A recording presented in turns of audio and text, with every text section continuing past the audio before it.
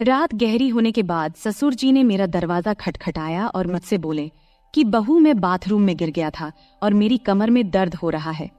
अगर तुम थोड़ी मालिश कर देती तो शायद मुझे थोड़ा आराम मिल जाता। फिर मैंने अपने ससुर को अपने बिस्तर पर लिटा दिया। इसके बाद जो हुआ उसकी आप कल्पना भी नहीं कर सकते, क्योंकि इसके बाद मेरी जिंदगी पूरी तरह से बिखर गई थी। हेलो दोस्तों, आज की इस अनोखी कहानी में आप सभी का स्वागत है। शादी के 5 महीने बाद ही मेरा पति अचानक एक दुर्घटना में गुजर गया। मेरे पिताजी ने बड़ी मुश्किल से मेरी शादी करवाई थी, लेकिन 5 महीने के अंदर ही मैं फिर से अपने मायके के दरवाजे पर आ गई थी।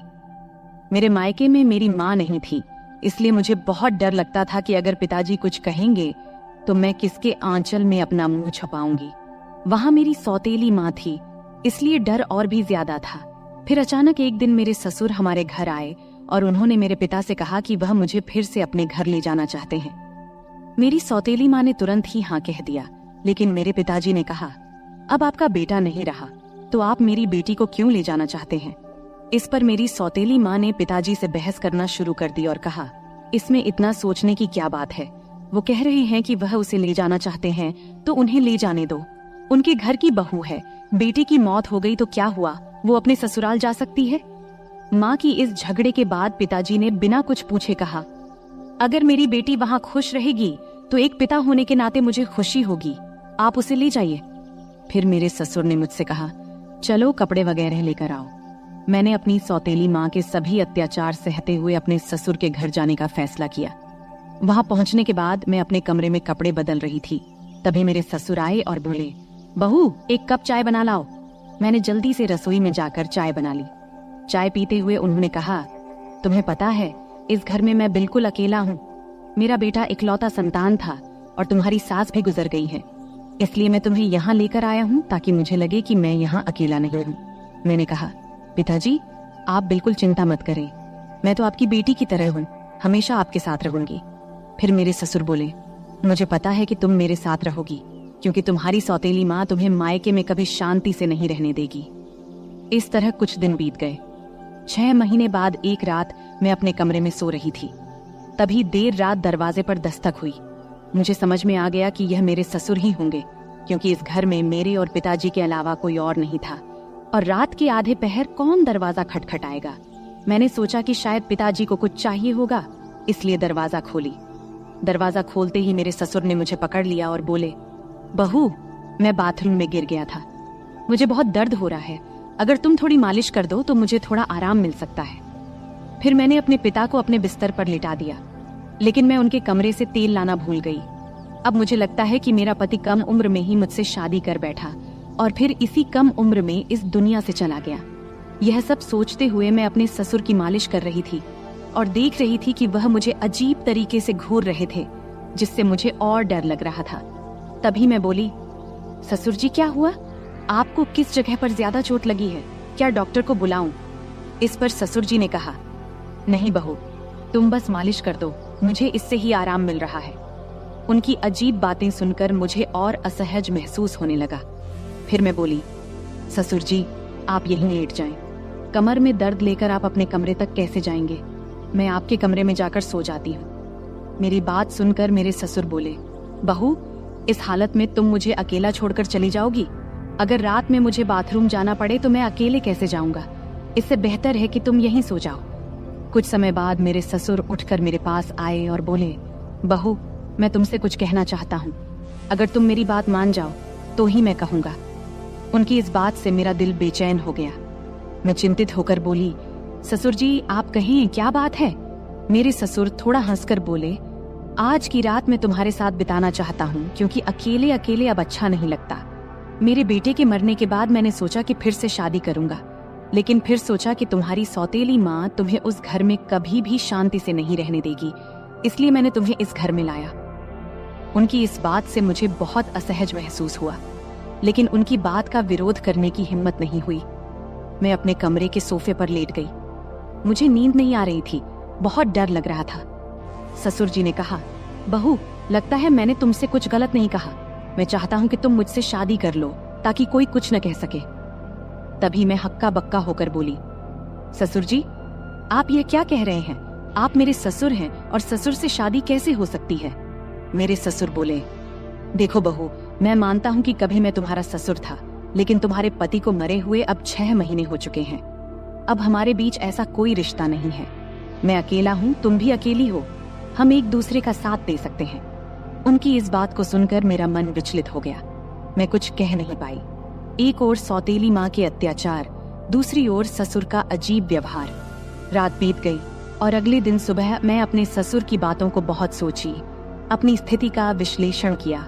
ससुर का प्रस्ताव मुझे असंभव लग रहा था, लेकिन वास्तविकता मुझे कुछ निर्णय लेने पर मजबूर कर रही थी। फिर मुझे ख्याल आया कि मैं अपने पिताजी से जाकर बात करती हूँ, लेकिन ये सब बातें अपने खुद के पापा से करने की मुझे हिम्मत नहीं हुई, क्योंकि मुझे पता था कि पिताजी से बात करने के बाद मेरी जिंदगी में नई समस्याएं आ सकती हैं। इसलिए मैं उनके पास नहीं गई। ऐसे ही एक दिन शाम को मेरे ससुर को फिर से बात करने का मौका मिला। उन्होंने कहा, बहू, मैंने तुमसे कुछ गलत नहीं चाहा, बस चाहता हूँ कि तुम मेरे जीवन में खुशी लाओ। मैं अकेला नहीं रह सकता, तुम्हारे साथ ही मेरी जिंदगी पूरी होती है। दोबारा ससुर जी से ये सभी बातें सुन मैं अंदर से कांपने लगी और कुछ बोल न पाई। थोड़ी देर बाद ससुर जी खुद ही बाहर चले गए। ऐसे ही मुझे ससुराल में और कुछ महीने बिताने के बाद मेरे ससुर और मेरे बीच एक अजीब सा संबंध बनता चला गया। पति की मौत के बाद मैंने सोचा था कि मैं अब इस दुनिया में बिल्कुल अकेली हो गई हूँ, लेकिन मेरे ससुर ने मेरे प्रति जो भावनाएं जाहिर की थी, उन्होंने मेरे जीवन को एक नई दिशा में मोड़ दिया। उनके शब्दों ने मुझे भीतर तक झकझोर कर रख दिया था। जब भी मैं सोने को जाती, उनके बातें मुझे परेशान करने लगती। वह कहते थे कि मेरे साथ रहने से उन्हें अपने अकेलेपन का एहसास नहीं होता और वह चाहते थे कि हम दोनों एक नई जिंदगी की शुरुआत करें। उस रात की बातचीत के बाद मैंने खुद को बहुत असमंजस में पाया। मन में कई सवाल उठ रहे थे। क्या यह सही है? क्या यह समाज के नियमों के खिलाफ नहीं जाएगा? लेकिन कहीं न कहीं मेरे दिल में यह बात भी थी कि शायद मेरे ससुर सच में अकेलेपन से जूझ रहे हैं। मैंने बहुत सोच विचार करने के बाद उनसे बात करने का फैसला किया। एक रात जब घर अड़ोस पड़ोस के सभी लोग सो चुके थे, तब मैं ससुर के कमरे का दरवाजा खटखटाई। उन्होंने दरवाजा खोला और मुझे देखकर थोड़ा हैरान हुए। मैं अंदर गई और बोली, ससुर जी, मैं आपसे कुछ महत्वपूर्ण बात करना चाहती हूँ। उन्होंने मुझे बैठने का इशारा किया और गंभीरता से बोले, क्या हुआ बहू, तुम इतनी रात गए क्यों आई हो? मैंने थोड़ी हिम्मत जुटाते हुए बोली, ससुर जी, मैंने आपके प्रस्ताव के बारे में बहुत सोचा है। मैं समझती हूँ कि आप अकेलेपन से जूझ रहे हैं और एक साथी की जरूरत महसूस कर रहे हैं, लेकिन इस रिश्ते के लिए एक शर्त है। हमारे बीच हमेशा सम्मान और प्यार का रिश्ता रहेगा। आप मुझे बेटी की तरह सम्मान देंगे और मैं आपको पिता की तरह आदर दूंगी।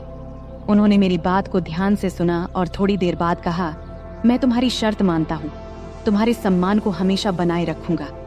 उनकी यह बात सुनकर मेरे दिल का बोझ थोड़ा हल्का हो गया। मैंने उन्हें अपनी सहमति दे दी। फिर कुछ दिनों बाद हमने एक छोटे से समारोह में शादी कर ली। यह शादी समाज की नजर में असामान्य थी, लेकिन हमने अपनी स्थिति को स्वीकार कर लिया था। शादी के बाद के दिन मेरे लिए बेहद चुनौतीपूर्ण रहे। गांव में लोग बातें बनाने लगे, रिश्तेदारों ने हमसे दूरी बनानी शुरू कर दी, लेकिन हमने इन सब की परवाह किए बिना अपने जीवन को आगे बढ़ाने का फैसला किया। हमारे रिश्ते में धीरे धीरे प्यार और समझ बढ़ने लगी। ससुराल में पहले जहां मैं खुद को असहज महसूस करती थी, अब वही घर मुझे अपना लगने लगा था। ससुर ने मेरे लिए हर संभव प्रयास किया ताकि मैं खुश रह सकूं।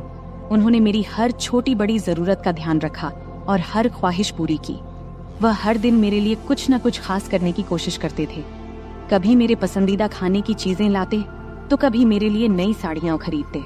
धीरे धीरे मैं भी उनके प्रति एक अलग तरह का आदर महसूस करना शुरू कर दी थी। हम दोनों ने मिलकर एक नई जिंदगी की शुरुआत किया। ससुर अब मेरे जीवन का एक अभिन्न हिस्सा बन चुके थे। हमारे बीच का रिश्ता अब सिर्फ ससुर और बहू का नहीं रहा, बल्कि दो दिलों का एक मजबूत बंधन बन गया था। वह मुझे हर उस समय सहारा देते थे जब मुझे उनकी जरूरत होती थी। उन्होंने मुझे फिर से हंसना सिखाया, जीवन को नए नजरिए से देखना सिखाया। शादी के कुछ महीने बाद मैंने महसूस किया कि हमारे बीच का यह नया रिश्ता मुझे एक नई दिशा दे रहा है। हमने मिलकर कई मुश्किलों का सामना किया और हर बार एक दूसरे का साथ दिया। ससुर के साथ मेरे इस नए रिश्ते ने मुझे जीवन के कई नए पहलू दिखाए। उन्होंने मुझे यह एहसास दिलाया कि जीवन में अगर साथी सही हो तो कोई भी मुश्किल इतनी बड़ी नहीं होती कि उसे पार न किया जा सके। समाज की नजर में हमने बहुत कुछ सहा, लेकिन हमने अपने फैसले पर कभी पछतावा नहीं किया। हमारे रिश्ते में धीरे धीरे एक नए तरह का प्यार और सम्मान उभरने लगा। उनके साथ बिताए हर पल ने मुझे कुछ नया सिखाया और मुझे एहसास हुआ कि कभी कभी जीवन हमें ऐसे मोड़ पर ले आता है जहां हमें अपने फैसलों पर पुनर्विचार करना पड़ता है। आज मैं अपने ससुर के साथ एक नई जिंदगी जी रही हूँ। हमारे बीच का प्यार और सम्मान पहले से भी अधिक मजबूत हो गया है। वह मेरे जीवन के सबसे महत्वपूर्ण व्यक्ति बन चुके हैं। उनके साथ बिताए हर पल ने मुझे यह सिखाया है कि जीवन में चाहे कितनी भी मुश्किलें क्यों ना आए, अगर हमारे पास सही साथी हो तो हम हर मुश्किल का सामना कर सकते हैं। इस तरह हमारे बीच का रिश्ता धीरे धीरे और गहरा होता गया। उनके साथ बिताए हर पल ने मुझे यह सिखाया कि जीवन को कैसे नए सिरे से जिया जाए। हमने मिलकर अपने जीवन की हर चुनौती का सामना किया और हर बार जीत हासिल की। अब हमारे बीच का यह नया रिश्ता मुझे एक नई जिंदगी के सपने दिखाने लगा है। तो दोस्तों, ये थी हमारी आज की छोटी सी कहानी। आपको ये कहानी कैसी लगी? कमेंट करके जरूर बताएं।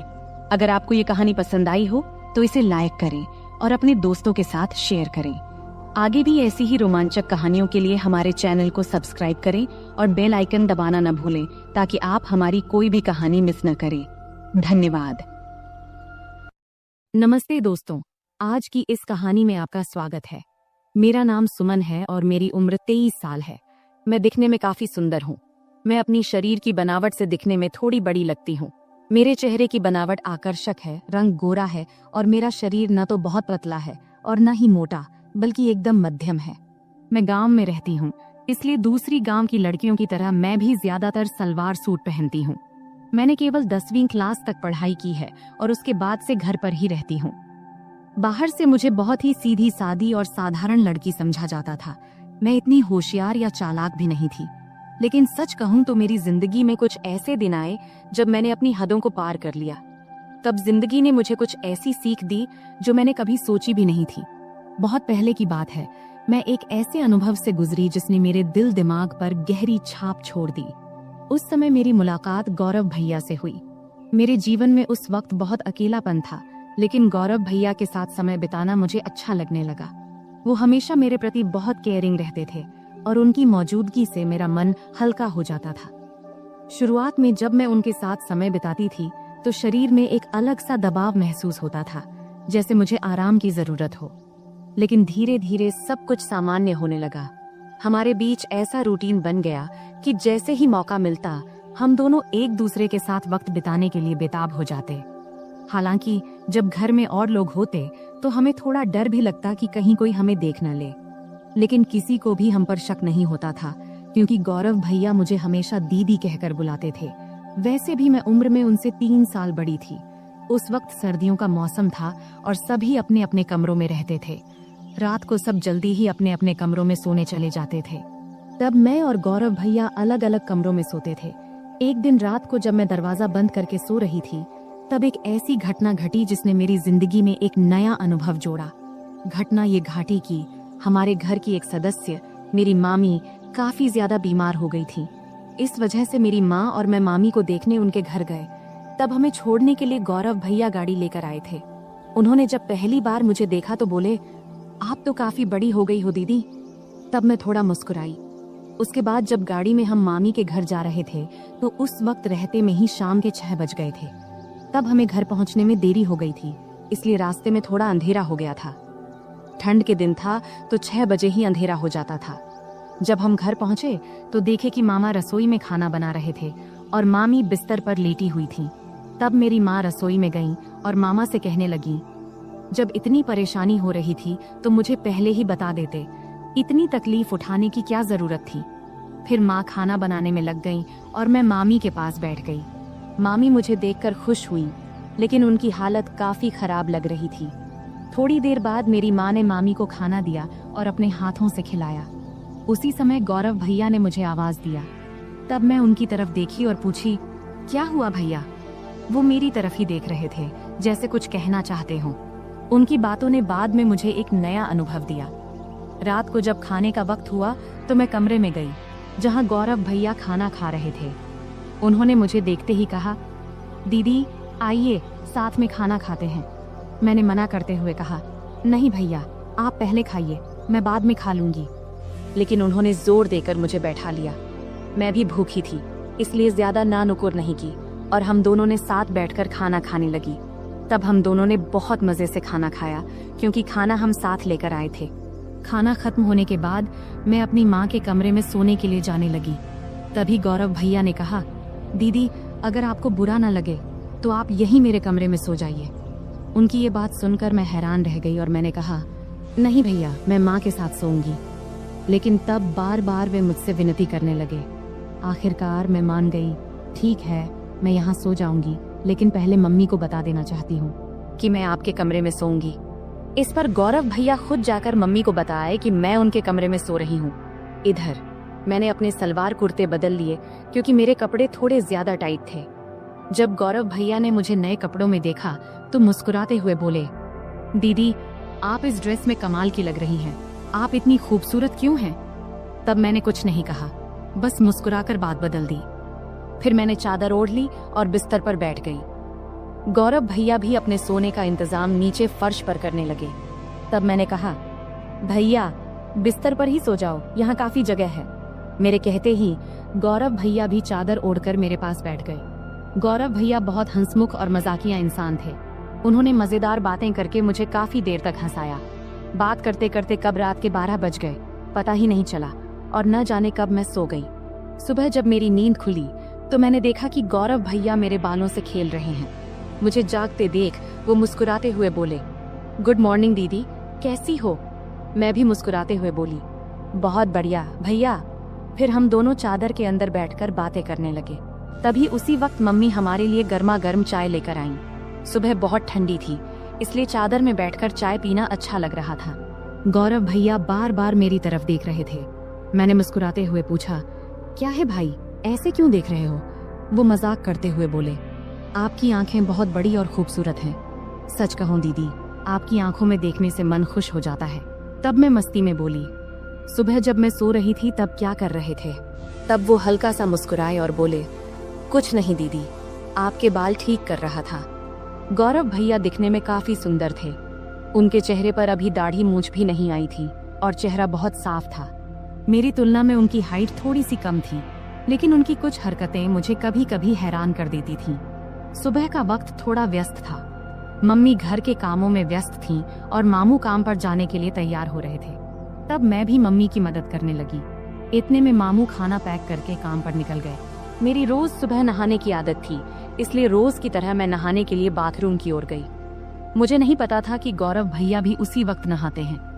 जैसे ही मैंने बाथरूम का दरवाजा खोला तो मैं शर्म से लाल हो गई और तेजी से अपने कमरे में भाग आई। गौरव भैया उस वक्त नहा रहे थे। उनके चेहरे पर साबुन लगा था, इसलिए उन्होंने मुझे देखा भी नहीं। लेकिन मैं इतनी ज्यादा शर्मिंदा हो गई कि वह दृश्य बार बार मेरे दिमाग में घूमने लगा। कमरे में बैठकर मैं अपनी ही सोच में खो गई और हल्के हल्के हंसने लगी।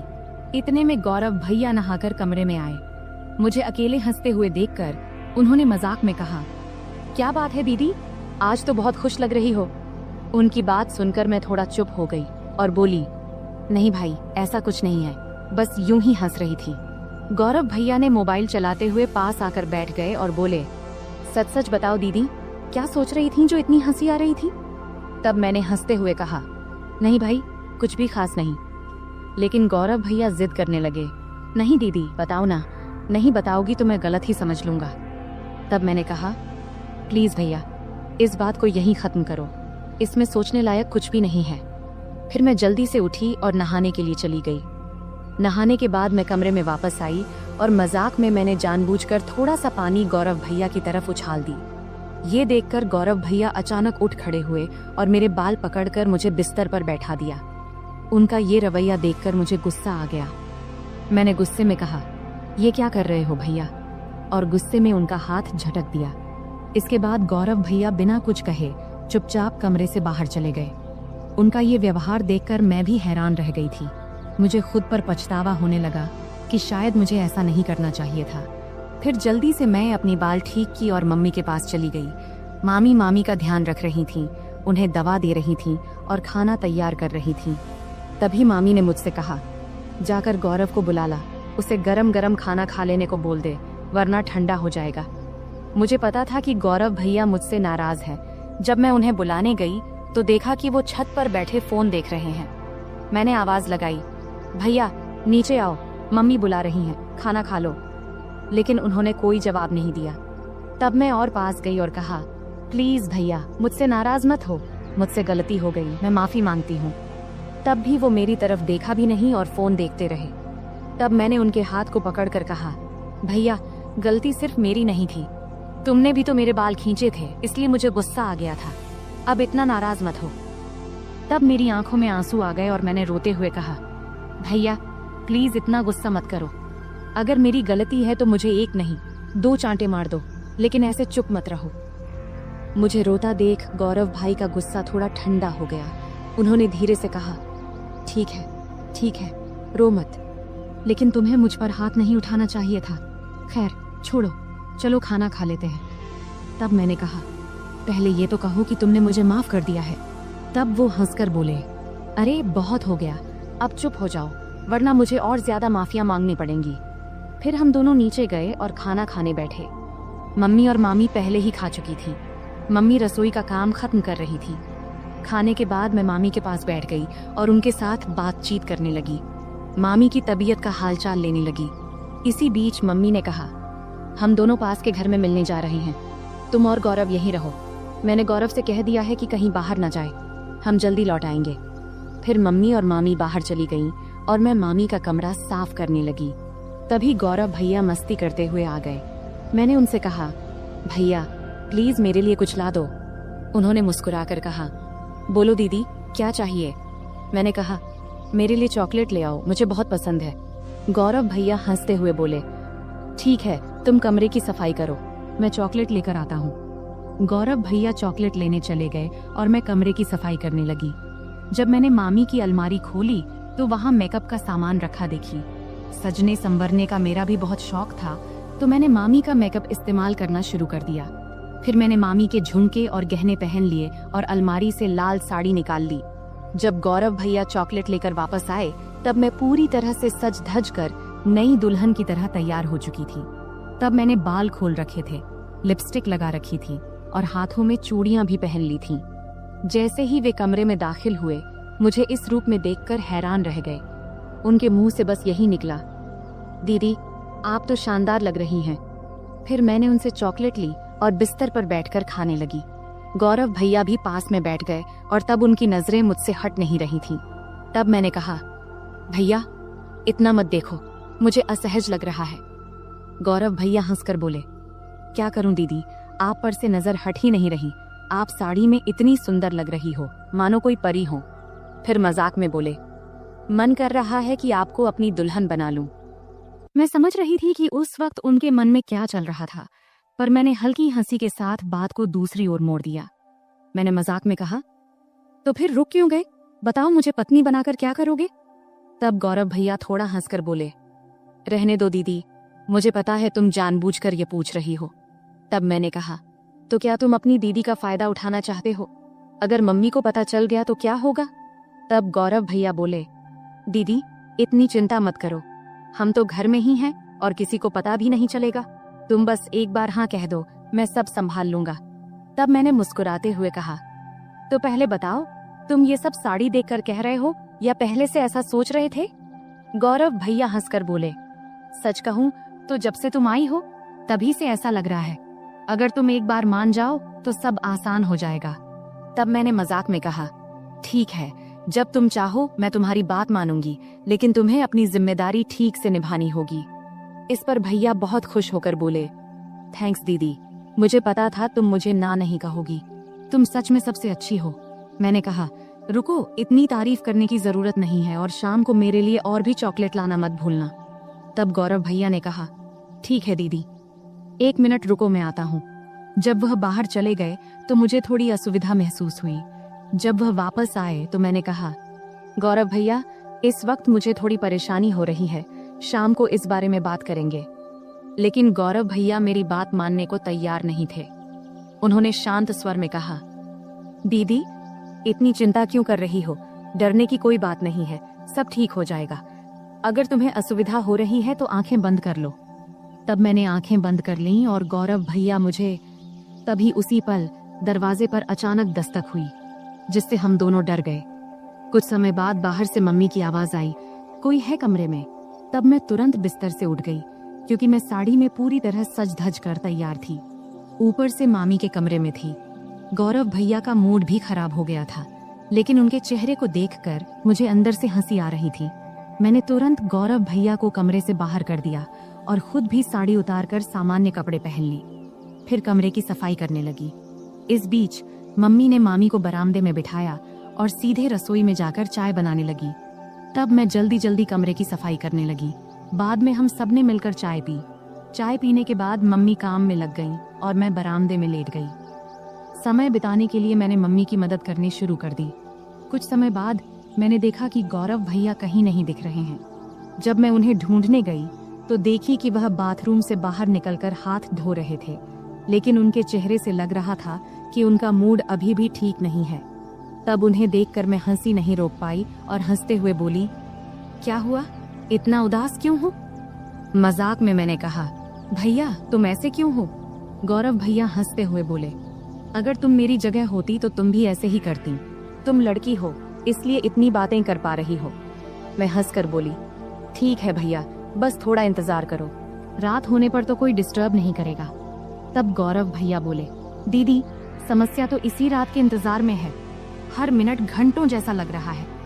तभी मम्मी ने आवाज दी, तुम्हारे भाई बहन की बातें खत्म हो गई हो तो थोड़ा काम में हाथ बंटाओगे? मम्मी की आवाज सुनते ही मैं उठकर जाने लगी और जाते जाते मजाक में बोली, गौरव भैया याद रखना, अगर चॉकलेट नहीं मिला तो मैं भी कुछ नहीं दूंगी। फिर मैं रसोई में चली गई। इस बीच मामा भी घर लौट आए थे। तब मैंने उन्हें खाना परोस दिया। मामा जी बहुत थके हुए थे, वे हमारे साथ थोड़ा बैठकर बात किए, फिर जल्दी सो गए। मम्मी मामी को खाना खिला रही थी और उन्हें दवाई दे रही थी। मैंने भी अपना खाना खा लिया और समय बिताने के लिए टीवी देखने लगी। सर्दी का मौसम होने के कारण हम जल्दी बिस्तर में चले गए, लेकिन मम्मी अभी भी अपने काम में लगी हुई थी। तब मैं मामी के कमरे में चली गई और बैठकर फोन में व्यस्त हो गई। इतना डूबी थी कि मुझे पता ही नहीं चला कि कब गौरव भैया खाना खाकर अपने कमरे में चले गए और मेरा इंतजार कर रहे थे। मैं अपनी रोज की सीरियल देखने में व्यस्त थी। जब मैं नहीं गई तो गौरव भैया खुद मुझे बुलाने आ गए। कमरे में आकर भैया बोले, दीदी आओ, मैं तुम्हारा बहुत देर से इंतजार कर रहा हूँ। तभी मम्मी ने कहा, कोई बात नहीं, अगर तुम अकेले सोना चाहते हो तो सो जाओ, तुम्हारी दीदी मेरे साथ सो जाएगी। मम्मी की बात सुनते ही भैया जल्दी से बोले, नहीं नहीं, हम तो बस बातें कर रहे थे, वैसे भी कुछ दिनों बाद आप लोग चले जाएंगे, फिर पता नहीं कब मुलाकात होगी और दीदी के साथ खेल पाऊंगा। तब मैंने मम्मी को आश्वस्त करते हुए कही, मम्मी भैया सही कह रहे हैं। इसके बाद मम्मी ने कहा, ठीक है, जैसा तुम चाहो, और हम कमरे में चले गए। कमरे में जाते ही गौरव भाई ने जल्दी से दरवाजा बंद कर दिया। तब मैं समझ गई कि भैया अब और इंतजार नहीं कर पा रहे हैं, लेकिन तब भी मम्मी और मामी जाग रहे थे, इसलिए मैंने कहा, भैया थोड़ा धैर्य रखो, सब सो जाएं, फिर बात करेंगे। अगर किसी ने मेरी आवाज सुन ली तो मुश्किल हो जाएगी। भैया बोले, दीदी और इंतजार नहीं होता। तभी मुझे चॉकलेट की याद आई। मैंने कहा, ठीक है भैया, लेकिन पहले मेरी चॉकलेट दो। भैया ने तुरंत जेब से चॉकलेट निकालकर दे दिया। फिर मैं चॉकलेट खाने लगी और भैया परफ्यूम लगाने लगे। शुरुआत में हम मजाक में थोड़ी थोड़ी नोक झोंक करने लगे। इससे हमारे बीच मजेदार झगड़ा शुरू हो गया। हम बिस्तर पर कूदने लगे, क्योंकि हमारी उम्र अभी भी छोटे बच्चों जैसी थी। तभी मम्मी ने चिल्लाकर कहा, सुमन बहुत हो गया, अब सो जाओ, क्योंकि बिस्तर की आवाज उनके कमरे तक जा रही थी। इसके बाद गौरव भैया ने तुरंत फर्श पर बिस्तर बिछा दिया, जिससे आवाज बंद हो गई। फिर गौरव भैया ने मुझे रात के 3 बजे तक सोने नहीं दिया। सुबह जब हमारी आंख खुली तब मम्मी दरवाजा खटखटा रही थी। उसमें बिस्तर पर ही थी, लेकिन उठ नहीं पा रही थी, इसलिए गौरव भैया ने मुझे उठाकर बिस्तर पर बिठा दिया और खुद दरवाजा खोलने गए। तब मम्मी हमारे लिए चाय लेकर आईं। मुझे देखकर उन्होंने कहा, मैंने कहा था सुमन समय पर सो जाना, अब देखो तो तुम्हारी आंखें कितनी लाल हो गईं। मेरी आंखें अब सच में लाल हो गई थीं। मैंने बिना कुछ कहे चाय पीना शुरू कर दिया। यहाँ तक कि मैंने मुंह भी नहीं धोया क्योंकि पूरा शरीर दर्द से टूट रहा था। मम्मी चाय रखकर चली गईं। गौरव भैया जब कमरे में आए तो मैंने गुस्से में कहा, भैया मैंने तो कहा था थोड़े समय के लिए, लेकिन तुमने मेरी बात नहीं मानी। अब देखो मेरा शरीर कितना थक गया है, मैं ठीक से खड़ी भी नहीं हो पा रही हूँ। अगर मम्मी ने पूछ लिया तो मैं क्या कहूँगी। तब गौरव भैया ने जल्दी से जवाब दिया, दीदी चिंता मत करो, मैं मेडिकल स्टोर से दवा लेकर आता हूँ, उसे लेने के बाद तुम्हारा शरीर ठीक हो जाएगा। इसके बाद मैंने लगातार 4-5 दिन तक भैया को पास नहीं आने दिया, लेकिन इससे उनका उत्साह कम नहीं हुआ। वे हर दिन मेरे आसपास घूमते रहते थे और नियमित रूप से चॉकलेट लाते रहते थे। भैया मेरे सारे काम कर देते और मैं जो चाहती वे हंसते हंसते कर देते, इसलिए मैंने भी इसका मजा लेना शुरू कर दिया। कभी कभी उनसे पैर का दर्द कम करने के लिए मसाज करवा लेती, कभी सिर की मालिश करवा लेती, मस्ती में कभी कभी हल्के से मार देती और सारा दिन उनके फोन पर सीरियल देखती। 4-5 दिनों के बाद भैया का व्यवहार थोड़ा बदल गया, इसलिए मैंने उन्हें ज्यादा कुछ नहीं कहा। एक दिन हम दोपहर में घर में अकेले थे और बहुत मस्ती किए। उस दिन घर में कोई नहीं था। भैया ने पूरा दिन मुझे कहीं बैठने नहीं दिया और हमेशा अपने पास रखा। इस घटना के बाद मैं और भैया बहुत सामान्य हो गए। जब भी उनका मन करता वे मुझे कमरे में बुला लेते और मैं भी अब इसकी आदत डाल चुकी थी। हमने उन दिनों का भरपूर आनंद लिया, लेकिन जीवन में हर अच्छे समय के बाद एक बुरा समय भी आता है और ये बुरा समय भी भैया की वजह से ही आया। दरअसल 20 दिन के बाद अब हमें गांव लौटना था, क्योंकि अब मामी काफी स्वस्थ हो चुकी थी और हमें वहां बहुत दिन हो गए थे। तब मम्मी ने अचानक वापसी का फैसला किया और उन्होंने पापा को कुछ भी नहीं बताया। जब मैंने और भैया ने ये सुना तो हमें बिल्कुल अच्छा नहीं लगा। तब भैया बोले, दीदी जाने से पहले आखिरी बार थोड़ा समय दे दो, कौन जाने फिर कब मिलेंगे। तब अंदर से मैं भी तैयार थी, लेकिन उस दिन घर में सभी लोग थे, यहाँ तक कि मामा भी आज घर पर ही थे। तब मामा मम्मी से बोले, दीदी आज रुक जाओ, मैं कल तुझे बस स्टैंड तक छोड़ दूंगा। ये सुनते ही मुझे थोड़ी खुशी हुई, क्योंकि एक रात हमारे पास थी। तब आखिरकार मम्मी भी मान गई। फिर हम बहुत ही बेसब्री से रात का इंतजार करने लगे। जब रात हुई तो जल्दी से खाना खा के हम अपने कमरे में चले गए। तब हम इतने असावधान हो गए थे कि दरवाजा भी ठीक से बंद नहीं किया था। तब थोड़ी ही देर में अचानक मामा ने आकर हमें उस स्थिति में देख लिया। मैं तो डर से कांपने लगी और तुरंत वहां से हट गई। मामा तब बहुत गुस्से में थे, लेकिन उन्होंने धैर्य रखा और पूरी स्थिति को संभाला। उन्होंने हम पर गुस्सा ना करके हमारी गलतियां हमें समझाईं और उस दिन ने मुझे एक बड़ा सबक सिखाया। तब मामा के प्यार और सहयोग से हमने स्थिति को संभाल लिया। उसके बाद से मैंने अपनी गलतियों से बहुत कुछ सीखा। उस घटना के बाद मैंने कभी ऐसा कुछ नहीं किया जिससे मेरे परिवार को शर्मिंदा होना पड़े। तो दोस्तों, हमारी जिंदगी में गलतियां हो सकती हैं, लेकिन उनसे सीखना सबसे महत्वपूर्ण है। अगर आपके जीवन में कभी ऐसी स्थिति आए तो उसे संभालने की कोशिश करें और परिवार के साथ हमेशा खुलकर बात करें। यह कहानी हमें सिखाती है कि किसी भी रिश्ते में सीमा रेखा होना महत्वपूर्ण है। अत्यधिक निकटता कभी कभी गलत फहमियों का कारण बन सकती है, इसलिए हमें हमेशा अपने और दूसरों के सुविधा को प्राथमिकता देनी चाहिए। परिवार के माहौल और रिश्तों का सम्मान करना बहुत महत्वपूर्ण है। हमें यह सुनिश्चित करना चाहिए कि हमारे कार्यों से परिवार के किसी भी सदस्य को शर्मिंदा न होना पड़े। इंसान से गलतियां हो सकती हैं, लेकिन उन गलतियों से सीखना और भविष्य में सही निर्णय लेना एक परिपक्व मानसिकता का परिचय है। किसी भी स्थिति में सचेत रहना आवश्यक है। दरवाजा बंद न करने की घटना एक छोटी गलती थी, लेकिन इसने बड़ी समस्या खड़ी कर दी। इससे समझ में आता है कि छोटी छोटी बातों में भी सावधानी बरतनी चाहिए, क्योंकि इनका जीवन पर बड़ा असर पड़ सकता है। तो दोस्तों, यह थी हमारी आज की छोटी सी कहानी। आपको यह कहानी कैसी लगी, कमेंट करके जरूर बताएं। अगर आपको यह कहानी पसंद आई हो तो इसे लाइक करें और अपने दोस्तों के साथ शेयर करें। आगे भी ऐसी ही रोमांचक कहानियों के लिए हमारे चैनल को सब्सक्राइब करें और बेल आइकन दबाना न भूलें, ताकि आप हमारी कोई भी कहानी मिस न करें। धन्यवाद। नमस्ते दोस्तों, आज की इस कहानी में आपका स्वागत है। इस कहानी में मेरा नाम राहुल है। मैं उत्तर प्रदेश के एक छोटे से शहर अंबेडकर नगर में रहता हूँ। वहीं मैं और मेरा परिवार रहता है। पैसे की कमी नहीं है, पिताजी खूब कमाते हैं और मैं कॉलेज में पढ़ता हूँ। आज मैं आपको मेरी अचानक घटी एक कहानी सुनाने जा रहा हूँ। यह उस समय की बात है जब मैं कॉलेज में पढ़ता था, और उस समय मैं उतना होशियार भी नहीं था। हमारे घर में मैं, मेरी मम्मी और मेरे पिताजी रहते हैं। हमारा घर काफी बड़ा है, जैसे किसी अमीर का बंगला हो। पिताजी हमेशा सुबह काम पर निकल जाते हैं और रात को देर से घर आते हैं। उस समय घर पर मैं और मम्मी ही होते थे। मैं कुछ देर पढ़ाई करता था और फिर सो जाता था, लेकिन मम्मी हमेशा पिताजी का इंतजार करती रहती थी। उस समय मैं कॉलेज के आखिरी साल में था।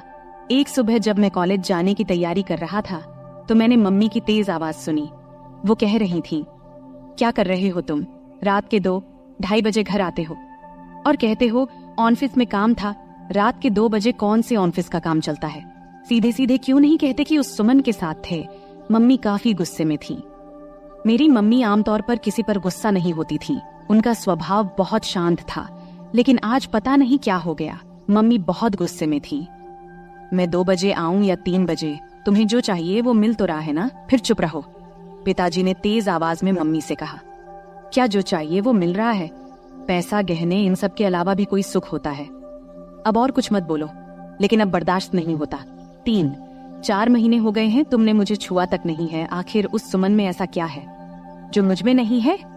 मम्मी की आवाज और तेज हो गई थी। तभी पिताजी गुस्से में बोले, बार बार सुमन मत कहो, नहीं तो क्या करोगे? मम्मी ने उल्टा जवाब दिया। उस समय पिताजी का गुस्सा बहुत बढ़ गया था। तभी अचानक धमाक की आवाज आई और उसके साथ ही मम्मी की चीख से पूरा घर गूंज उठा।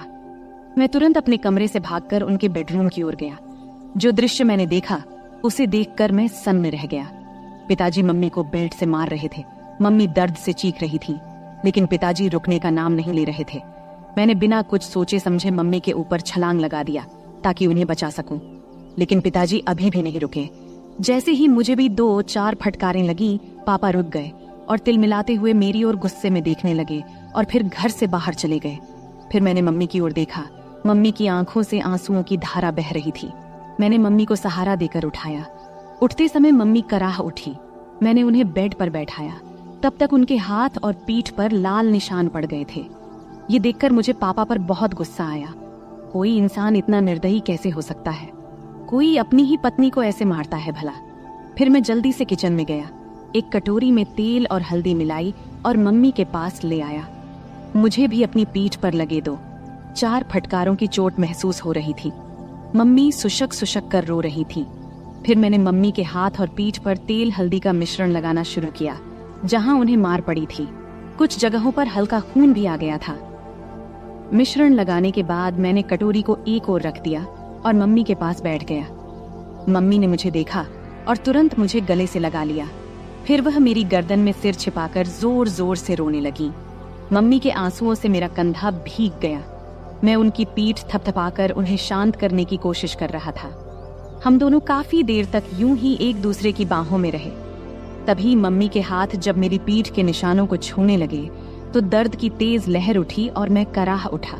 मम्मी को जैसे ही इसका एहसास हुआ वो तुरंत मुझसे दूर हट गई। फिर मम्मी ने मेरा शर्ट ऊपर उठाया और उसी कटोरी से तेल हल्दी का मिश्रण धीरे धीरे मेरी पीठ पर लगाने लगी। लगाते समय भी वो सुशक रही थी। तू क्यों मेरे लिए बीच में आया? बेवजह तुझे मार पड़ी, मम्मी ने ऐसा कहा। फिर मैंने उनसे कहा, मम्मी, तुम्हारे लिए अगर मेरी जान भी चली जाती तो मुझे कोई दुख नहीं होता, लेकिन उन्होंने तुम्हें क्यों मारा? जब मैंने यह पूछा तब मम्मी मेरी ओर देखते हुए बोली, तुझे बताऊं या ना बताऊं ऐसा सोच रही हूँ। छोड़, पर अब तुझे ये सब जान लेना चाहिए। पिछले 2 साल से तुम्हारे पापा ऑफिस की एक लड़की के चक्कर में हैं। रात को देर से आते हैं और मेरा तो जैसे कोई अस्तित्व ही नहीं है उनके लिए। और मुझे ये बताते हुए भी शर्म आ रही है कि पिछले कई महीनों से उन्होंने मुझे छुआ तक नहीं है। कई बार तो मन करता है कि अपनी जान दे दूं, पर मेरे बाद तेरा क्या होगा, ये सोचकर मैंने ऐसा कदम नहीं उठाया। पर सच में अब इस जिंदगी से थक चुकी हूँ। अब मैंने तय कर लिया है, एक ही घर में रहूंगी, लेकिन उनसे कोई भी संबंध नहीं रखूंगी। मम्मी की ये बातें सुनकर मैं सोच में पड़ गया। इतनी खूबसूरत, सुशिक्षित और समझदार मम्मी होने के बावजूद पापा किसी दूसरी औरत के चक्कर में कैसे पड़ गए? मन ही मन मैंने पापा के इस कर्म को दोषी ठहराया। मम्मी वाकई बहुत सुंदर थी। सुंदर चेहरा, नाजुक नाक, गुलाबी होंठ, 5.5 फुट की ऊंचाई, गोरा रंग। वो एकदम किसी चित्र में बनाई गई देवी की तरह दिखती थी। फिर भी पिताजी को उनकी सुंदरता क्यों नहीं दिखती देती थी। उस दिन के बाद से मम्मी ने पापा से बात करना बंद कर दिया। वो मेरे कमरे में मेरे पास ही सोने लगी। पापा महीने में घर का सारा सामान भरवा देते थे और टीवी के पास वाली दराज में 5 से 7 हजार रुपये रख जाते थे। अब तो पापा घर पर खाना भी नहीं खाते थे, वो उस औरत के घर से ही खाकर आते थे और कभी कभी घर आते भी नहीं थे। धीरे धीरे ऐसे ही और 3 साल बीत गए। तब मैं कॉलेज की पढ़ाई पूरी कर चुका था और एक IT कंपनी में काम करने लगा था और अब मैं 24 साल का हो गया था। रोज का व्यायाम और अच्छा खान पान करने की वजह से मेरी सेहत भी अच्छी हो गई थी। अब तो पापा महीने में 2-3 बार ही घर आते थे, मुझसे भी कम ही बात करते थे। हालांकि मम्मी अब उस सदमे से उबर चुकी थी, लेकिन उनके चेहरे पर हमेशा उदासी छाई रहती थी। मैंने उन्हें कभी हंसते हुए नहीं देखा था। यह देखकर मुझे बहुत बुरा लगता था। जब मैं नौकरी पर गया तो कंपनी ने मुझे लैपटॉप दिया, इसलिए मैंने घर पर इंटरनेट कनेक्शन भी लगवा लिया। बचपन से मम्मी के साथ रहने के कारण मेरे पास ज्यादा दोस्त नहीं थे। मम्मी ही मेरी सबसे करीबी दोस्त थी। संध्या के समय जब मैं काम से घर लौटता तो फ्रेश होकर चाय पीता और फिर बेडरूम में जाकर लैपटॉप पर इंटरनेट चलाता। यह मेरा समय बिताने का जरिया बन गया था। उस वक्त की उम्र के कारण मैं इंटरनेट पर तरह तरह फिल्में देखता रहता था, लेकिन मुझे सबसे ज्यादा माँ और बेटे के बीच की फिल्में पसंद आने लगी थी। धीरे धीरे मेरी नजरें मम्मी को देखने के तरीके में भी बदलाव आने लगा था। एक दिन सोमवार का दिन था, रात के करीब 9 बजे होंगे। अचानक पापा घर आए। हमारा घर मम्मी के नाम पर था। पापा मम्मी से कहने लगे कि घर उनके नाम कर दें। तब मम्मी ने इनकार किया तो पापा उन्हें बहुत बुरा भला कहने लगे। मम्मी चुपचाप सुनती रहीं। तभी पापा ने मम्मी के गाल पर थप्पड़ मार दिया। ये देख अब मेरा खून खौल उठा। पापा दूसरा थप्पड़ मारने ही वाले थे, तभी मैंने उनका हाथ पकड़ लिया और कहा, पापा अब बहुत हो गया, ये तमाशा बहुत हो चुका है, अब और नहीं सहन कर सकता। आज से इस घर में कदम रखा तो इसका अंजाम अच्छा नहीं होगा। फिर मम्मी ने भी गुस्से में पापा को खूब डांटा। पापा मम्मी की जोर से डांटने पर अचानक रुक गए और मेरे ताकतवर शरीर को देखकर वहां से चले गए। फिर मैंने दरवाजा बंद कर दिया और मम्मी के पास चला गया। मम्मी ने मुझे आंसुओं से भरी आंखों से देखा और दौड़ते हुए आईं। फिर मुझे गले से लगा लिया और फूट फूट कर रोने लगी। मैंने भी मम्मी की कमर को कसकर पकड़ा और उन्हें अपनी बाहों में भर लिया। मम्मी हिचकियां ले रही थीं और बोल रही थी, ठीक किया बेटे, इस आदमी की यही औकात है। आज के बाद अगर ये घर में दोबारा ना आए तो अच्छा ही है। मम्मी बोली, अब इस घर में उसकी आने की हिम्मत नहीं होगी और अगर आ भी गया तो मैं उसे छोड़ूंगा नहीं। मैंने गुस्से में मम्मी से कहा। फिर मम्मी ने चिंतित होते हुए कहा, राहुल बेटा, मत उलझ इस आदमी से। अगर तुझे कुछ हो गया तो मैं किसके सहारा रहूंगी। फिर मैंने भावुक होकर बोला, तू चिंता मत कर मम्मी, उस समय मेरे पास नौकरी नहीं थी इसलिए हम मजबूर थे, लेकिन अब मेरे पास अच्छी नौकरी है। तू चिंता मत कर, मैं तुझे कुछ नहीं होने दूंगा, मैंने मम्मी को आश्वस्त देते हुए कहा। फिर एक दिन मैं दोपहर में काम से घर वापस आया। मैंने अपनी चाबी से दरवाजा खोला और अंदर आया। तभी मुझे एक अजीब आवाज सुनाई दी। मैं बेडरूम के दरवाजे के पास गया, तब दरवाजा अंदर से बंद था। मैंने दरवाजे की होल से अंदर झांका और देखा कि मम्मी अंदर किसी के साथ थीं। जो नजारा मैंने देखा उसे देखकर मैं चौंक गया। लगभग 10 मिनट तक मैं वहीं देखता रहा। अचानक मम्मी बेहोश होकर गिर पड़ी। फिर मैं दरवाजे से हट गया और धीरे से बाहर बरामदे का दरवाजा खोला। फिर जोर से कहा, मम्मी मैं आ गया हूँ, तुम कहाँ हो। ये कहते हुए मैंने अपने हाथ में पकड़ा बैग सोफे पर रख दिया और जूतों के फीते खोलने लगा। कुछ ही देर में मम्मी ने बेडरूम का दरवाजा खोला और बाहर आई। मुझे अचानक देखकर उनके चेहरे पर घबराहट और आश्चर्य के भाव थे। मैंने जल्दी से अपने जूते उतारे और बेडरूम में घुस गया। टेबल पर मुझे केले की प्लेट दिखाई दी। मैंने एक केला उठाया और खाने लगा। मम्मी मेरे पीछे पीछे आई। मैं जैसे ही केले को खाने वाला था, मम्मी कुछ बोलने वाली थी, लेकिन मैंने पहले ही केले को मुंह में डाल लिया था। मम्मी हैरानी से मेरी ओर देख रही थी और मैं शांति से केला खा रहा था। केला थोड़ा कच्चा था, इसलिए पूरी तरह से मीठा नहीं था। मम्मी, केले बहुत अच्छे हैं और हैं क्या? मैंने केले खाते हुए मम्मी से पूछा। मम्मी ने कुछ जवाब दिया, लेकिन अपने मुंह में ही। लेकिन दोस्तों, मैं आपको बताता चलूं, उन केलों का स्वाद इतना अच्छा था कि कुछ मत पूछो। केले खाने के बाद मैं बाथरूम में जाकर फ्रेश हो गया और फिर कमरे में जाकर लैपटॉप खोल लिया। फिर मैं एक रोमांटिक मूवी देखने लगा। फिर रात के खाने के बाद मैं बेडरूम में सोने चला गया। थोड़ी देर में मम्मी भी सब काम निपटाकर सोने आईं। मम्मी ने हल्के गुलाबी रंग का नाइट गाउन पहना हुआ था। तब मैंने लैपटॉप से नजरें हटाकर मम्मी की ओर देखा। मम्मी नीचे झुककर तकिया ठीक कर रही थी। तकिया सही करने के बाद मम्मी बिस्तर पर लेट गईं। तब मैंने भी अपना लैपटॉप बंद कर दिया, फिर लाइट बंद किया और सोने की कोशिश करने लगा। लेकिन मुझे नींद नहीं आ रही थी। मेरे दिमाग में दिन की वो घटना बार बार घूम रही थी। बहुत देर तक मैं जागा रहा, जबकि मम्मी शांति से सो रही थी। कुछ समय बाद मम्मी ने करवट ली और मेरी तरफ पीठ करके सो गईं। फिर उन्होंने छत की ओर मुंह करके लेटना शुरू किया। मैं थोड़ी देर के लिए डर गया, लेकिन जब मम्मी जागी नहीं तो मुझे थोड़ी राहत मिली। मेरी हिम्मत बढ़ी और मैं धीरे धीरे मम्मी की ओर देखने लगा। मम्मी ने कुछ ही पल के लिए मेरी ओर देखा और फिर अपनी आंखें बंद कर लीं। मैंने समझ लिया कि वो अभी भी जाग रही हैं। मैं थोड़ा और आगे बढ़ा और खुद को संतुष्ट महसूस किया। मम्मी भी खुश थीं, उन्होंने कुछ नहीं कहा, लेकिन मुझे एहसास हो रहा था कि उन्हें भी संतोष मिला है। मम्मी, क्या हुआ? तुम चुप क्यों हो? क्या तुम्हें अच्छा नहीं लगा? मैंने जब ऐसा पूछा तब उन्होंने बोला, नहीं रे बेटा, मुझे तो बहुत अच्छा लगा।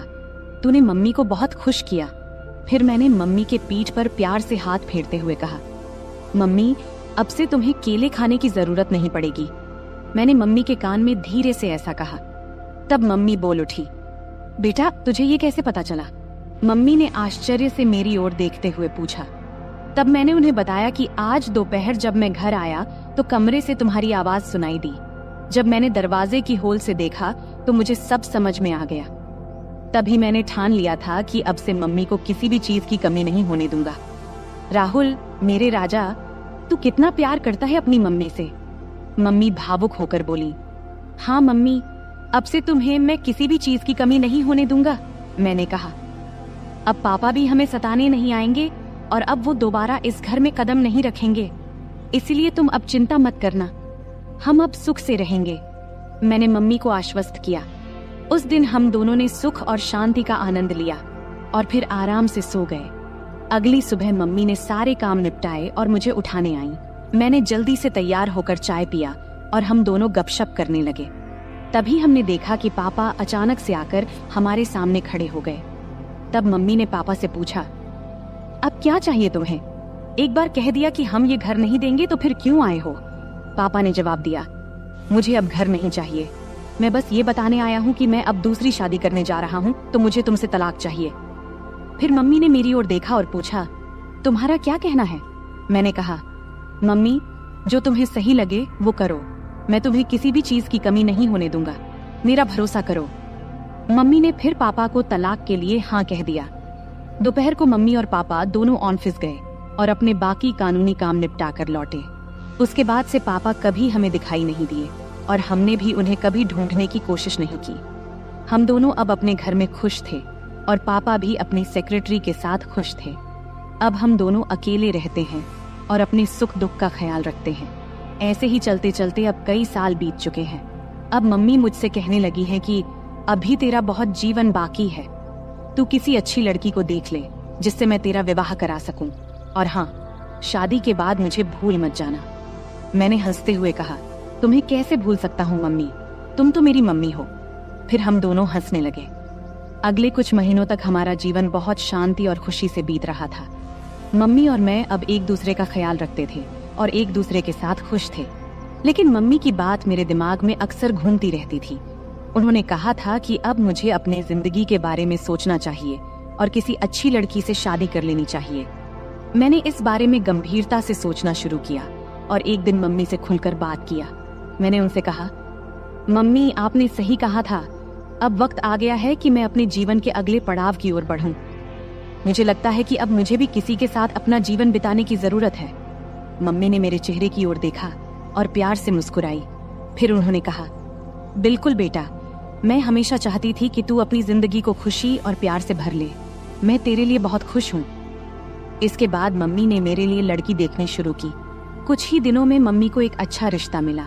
लड़की का नाम स्नेहा था। स्नेहा बहुत समझदार और संस्कारी लड़की थी।